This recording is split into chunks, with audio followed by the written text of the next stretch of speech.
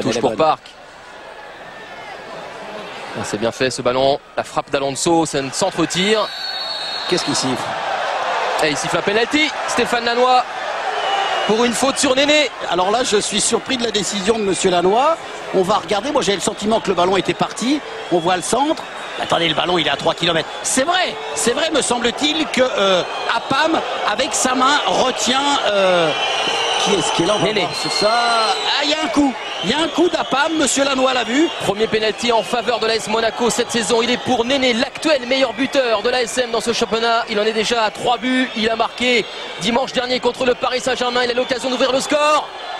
C'est fait malgré la bonne détente d'Ospina qui avait plongé du bon côté. 1-0 pour Monaco. Et c'est un début de rencontre qui ne va évidemment pas rassurer Didier Olénicol et les Niçois. Ouais, c'est vrai qu'il est bien tiré ce penalty de Néné. Ça donnait l'impression de s'arrêter, regardez, mais il enchaîne bien.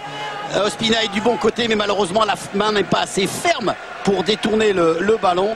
En tout cas, but de Néné et ouverture du score. Attention. Jensen, la petite déviation. Mathieu Coutadeur, c'est bien fait pour Alejandro Alonso. Oh, que c'est bien joué. 2-0. Oh, que c'est bien joué. Avec la première passe décisive de Mathieu Coutadeur pour son premier match officiel, l'ancien Manceau sous les couleurs de l'AS Monaco. Voilà, sur ce ballon qui va être gagné par Park. Déviation de la tête pour Gun Johnson. Une touche de balle pour Coutadeur. Une touche de balle pour Alonso. Et à l'arrivée, la frappe au premier poteau. C'est bien joué de la part de Coutadeur déjà sur Alonso. Mais regardez, Alonso, il ne croise pas sa frappe. Il le met à la gauche de Ospina qui ne peut absolument rien. Superbe but de Alonso. Et on n'en est pas encore à la fin du premier quart d'heure que Nice a déjà 2 buts à remonter.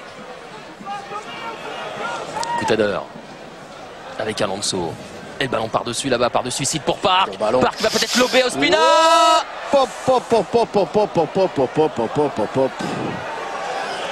Déjà cet excellent ballon d'Alonso pour Park. Encore une fois, la charnière centrale est surprise. Il joue le ballon, il a joué le ballon, hein, Park. Il a joué le ballon avant que Ospina le percute. Regardez bien, le ballon, il est perdu, il est parti, pardon. Et c'est à ce moment-là où Apam et Ospina viennent percuter Park. Il faut préciser, Olivier, que jamais depuis le début du championnat, Didier Olénicol a reconduit la même ligne défensive. Ah ouais. Didier Olénicol qui doit se dire que tous les malheurs sont en train de lui tomber sur la tête avec ses 2 buts à rattraper, la blessure de son gardien. Et Chouafni, c'est bien fait.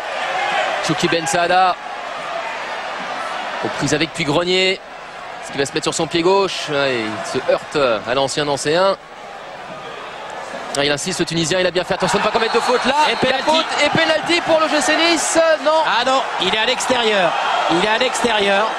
Le voilà le ralenti. Ce duel entre Puy-Grenier et Ben Saada. Voilà, la faute est bien à l'extérieur du... À ce moment-là, vous voyez, il est à l'extérieur de la surface de réparation. Il n'y a pas de penalty. Non, c'est bien arbitré. Ça est. Ah, c'est court.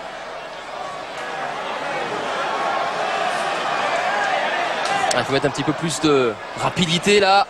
Côté niçois. Il a raté. Ah, il a sifflé faute, l'arbitre. Faute.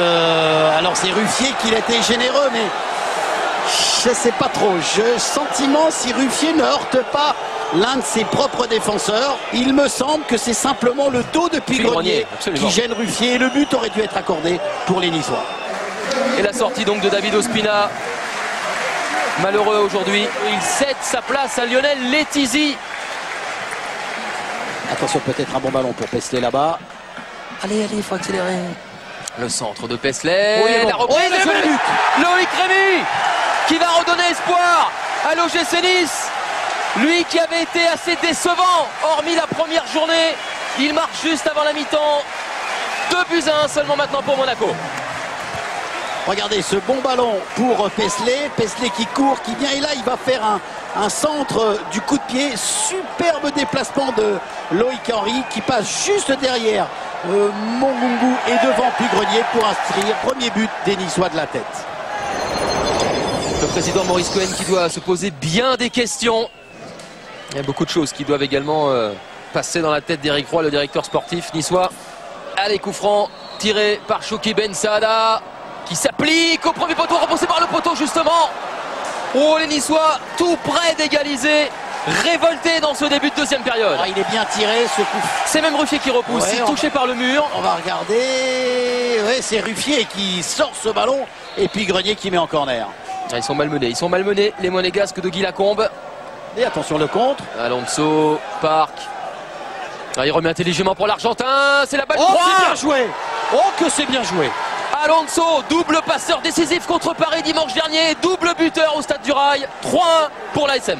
Regardez Alonso qui est au départ de ballon, le bon appel de Park, et Park d'instinct, il a vu qu'Alonso allait là-bas, il lui dépose le ballon sur la tête. Alonso qui lobe Letizy, superbe but monégasque, vraiment très joli but. Et ça va encore mal pour la défense niçoise, c'est le 13e but encaissé pour les hommes de Didier Olé-Nicole. Gilbert Celardo sur l'image, l'actionnaire majoritaire du club. Là aussi, il doit s'interroger sur la situation de l'équipe niçoise. Voilà François Charles-Bideau qui nous montre le mouvement de foule dans la tribune dans laquelle nous nous situons, des supporters peut-être qui viennent manifester leur mécontentement. Maurice Cohen, regardez en haut à gauche de l'écran, protégé par les policiers. La dernière action de cette partie avec Coutadeur. Ouais, bon tac des Chouafni, mais Néné qui se bat pour récupérer le ballon encore là-bas. C'est fini. Ouais, ça va mal, très mal pour l'OGC Nice de Maurice Cohen et Didier Olé-Nicole. 4e défaite d'affilée, qui plus est face aux voisins et ennemis monégasques. Cette nouvelle contre-performance pourrait